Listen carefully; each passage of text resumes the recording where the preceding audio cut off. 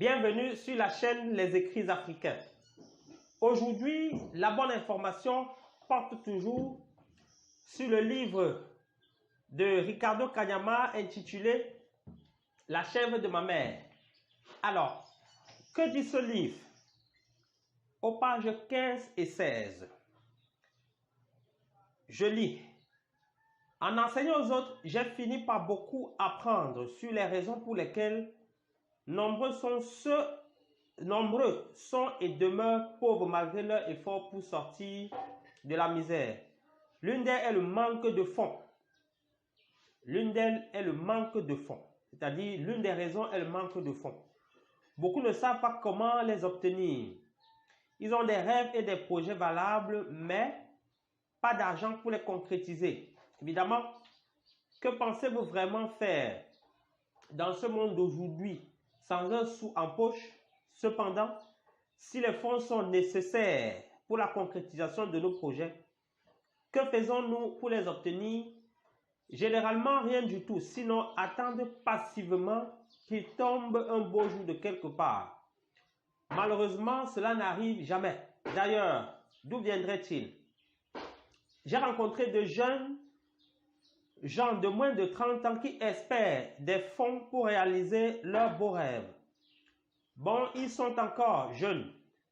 Si, à leur âge, ils ne les trouvent pas, ils se disent que ce sera peut-être le cas à la trentaine. Par un heureux hasard, ils obtiendront l'argent tant espéré. J'ai également côtoyé des trentenaires qui attendent patiemment des fonds depuis leurs 20 ans. Peut-être se disent-ils, si nous ne les trouvons pas maintenant, nous les trouverons à la quarantaine ou à la cinquantaine. Pourtant, j'ai aussi croisé des individus de 40 et 50 ans, pauvres et humiliés par leur situation, ceux qui affirment que, je cite, s'ils avaient eu des fonds, ils n'en seraient pas arrivés là. Ils ont attendu ces derniers durant toute leur vie et les attendent encore aujourd'hui. Qui sait, patientent-ils en vain ou obtiendront-ils finalement cet argent lorsqu'ils n'auront plus de force pour entreprendre quoi que ce soit? Vraisemblablement, le malheur de nombreux vient du fait qu'ils attendent de l'argent avant de se lancer. Ils ne comprennent pas qu'avant eux, plusieurs ont fait de même et ont achevé leur vie dans la pauvreté. En Afrique, j'ai rencontré des auditeurs qui affirment attendre ces fonds de démarrage provenant de leur famille résidant en Europe. Et en Europe, lors de mes conférences et voyages, j'ai discuté avec les immigrés qui prévoient de rentrer en Afrique une fois l'argent reçu. C'est paradoxal. Et vous-même, chers lecteurs, avez-vous besoin d'un capital pour vous lancer? L'attendez-vous aussi? Depuis combien de temps? 1, 5, 10, 15 ans? Patienterez-vous encore pendant combien de temps? De qui espérez-vous l'obtenir? Quant à moi, je fus l'une de ces personnes qui attendirent longtemps l'arrivée des fonds pour se lancer dans la vie. J'ai frappé à toutes les portes, c'est-à-dire celles de ma famille, des connaissances, bon, ça continue à la page 17, des connaissances, des organismes, des banques et des structures gouvernementales, mais sans succès. À mes 28 ans, il n'était pas toujours dans mes poches.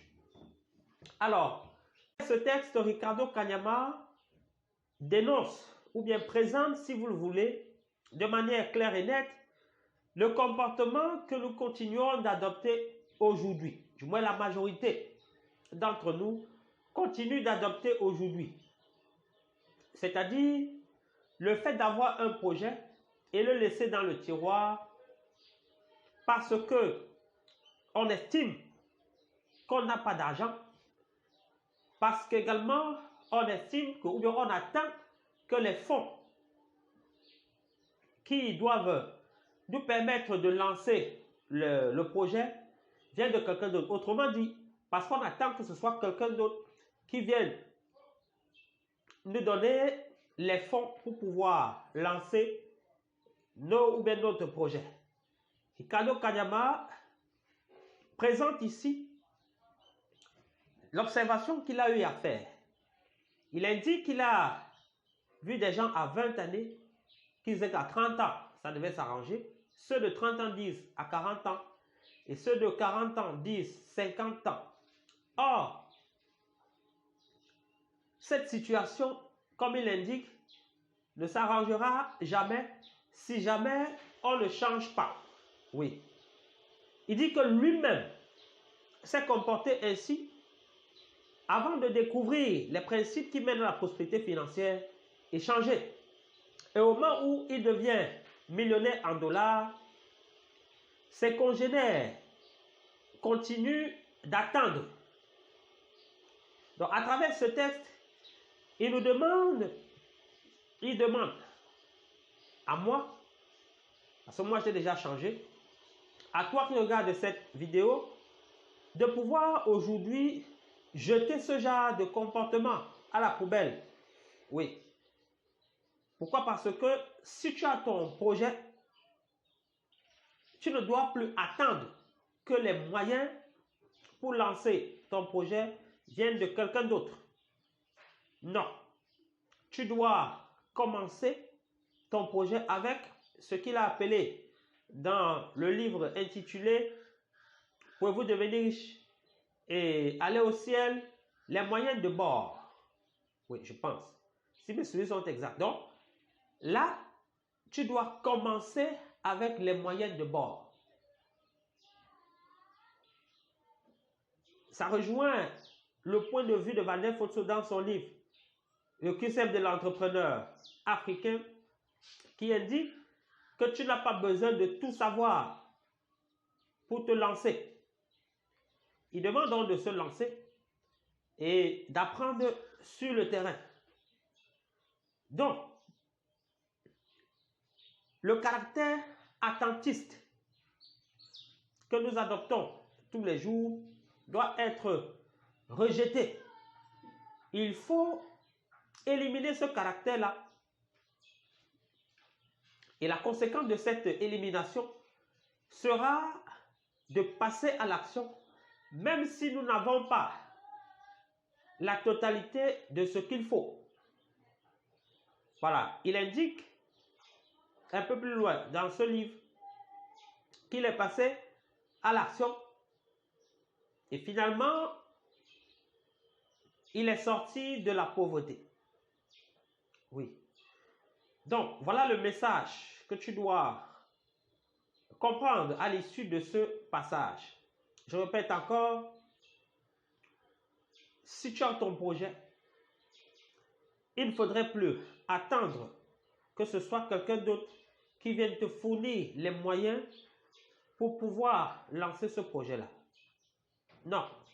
Pourquoi? Parce que tu attendras longtemps. Tu attendras longtemps parce que certains ont attendu comme cela avant toi. Et leur situation ne s'est jamais améliorée. Donc, toi qui regardes cette vidéo, n'attends pas. Commence avec ce que tu as. Et au fur et à mesure, tu vas non seulement apprendre, mais également compléter.